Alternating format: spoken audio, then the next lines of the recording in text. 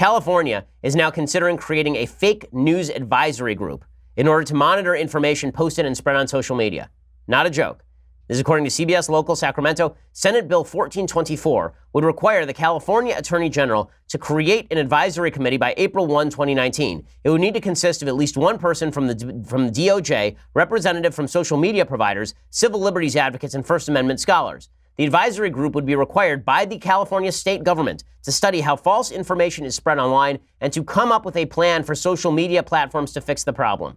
The left is fully convinced that the reason they've been losing elections is because of fake news. It can't just be that people think their arguments are garbage. It has to be fake news. It has to be that people are being deceived. And thus, we need to regulate speech. In just the way that this New York Times op-ed writing Yale professor was saying that we need to regulate speech, the state of California wants to regulate speech too.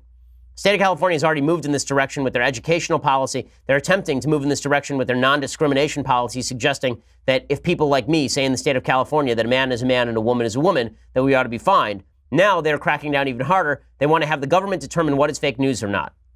It's hard to think of anything more Orwellian than the government determining what sort of news ought to be covered. And that is deeply Orwellian stuff. If Donald Trump were doing it, the left would be crying Nazi right now. But it's the state of California doing it, so we have to pretend this is all about tolerance and diversity. How radical is this bill? The Electronic Frontier Foundation, which is a left-wing group, opposed the bill, calling it flawed and misguided. The group argued the measure would make the government and advisory group responsible for deciding what is true and what is false, and it points out the First Amendment prevents content-based restrictions, even if statements are admittedly false. So it's just another indicator that when it comes to gaining political power, the left has no compunction about using governmental censorship in order to achieve their ends.